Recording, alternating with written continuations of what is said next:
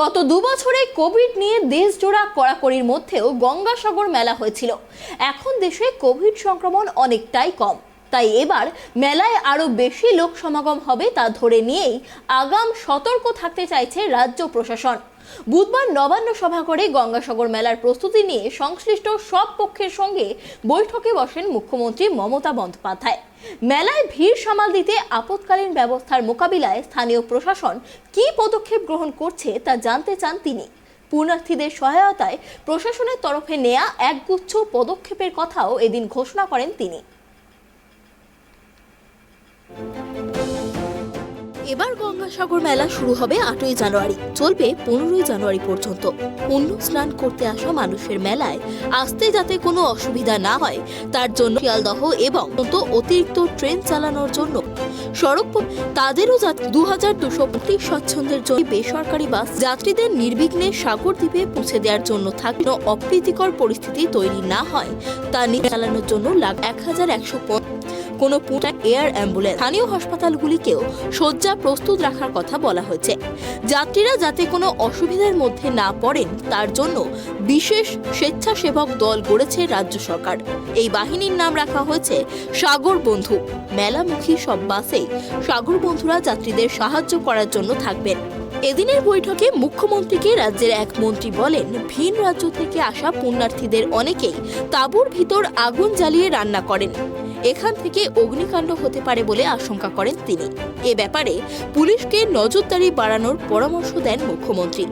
স্নান করানোর জন্য পুণ্যার্থীরা তাড়াহুড়ো করলে পদপৃষ্ঠ হওয়ার আশঙ্কা বেড়ে যায়। এ ব্যাপারে সবাইকে সচেতন করতে বিভিন্ন ভাষায় ঘোষণা করার কথা বলেছেন মুখ্যমন্ত্রী। মুখ্যমন্ত্রী বিএসএনএল সহ অন্যান্য টেলি পরিষেবা দেয়া কোম্পানিগুলিকে সংযোগ শক্তপোক্ত করার জন্য অনুরোধ জানান। বিএসএনএল এর সংযোগ দুর্বল থাকার কারণে গতবার অনেক সমস্যা হয়েছিল বলেই সভাতে অভিযোগ তোলেন কেউ কেউ।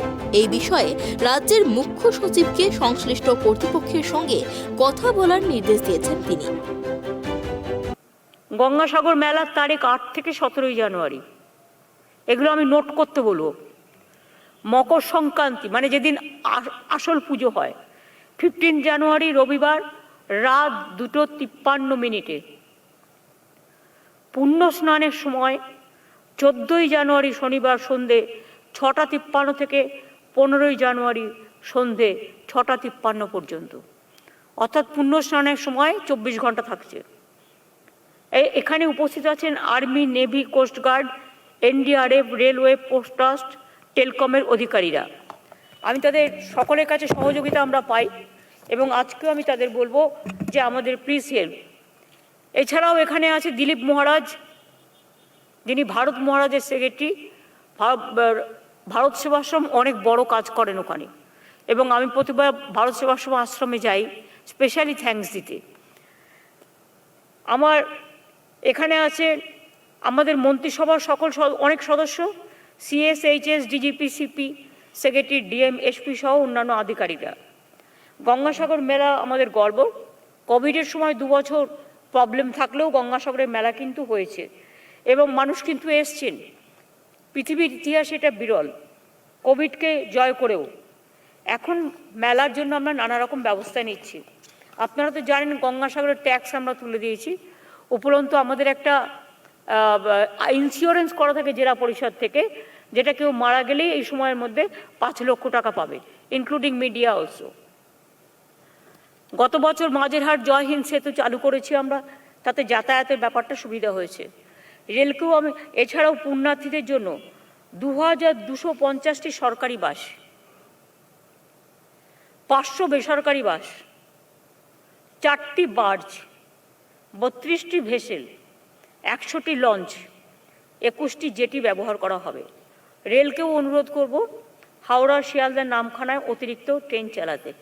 May I request the Indian Railways also to run the train, to increase the frequency of the train, in particularly in Howrah, Shialda, Namkhana.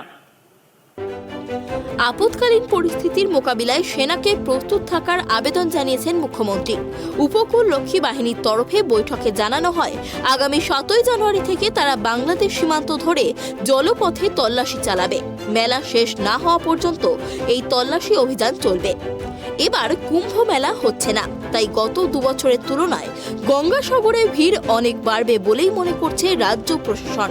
ইতিমধ্যেই রাজ্যের সেচ মন্ত্রী পার্থ ভৌমিক মেলাস্থলের ব্যবস্থাপনা খতিয়ে দেখছেন।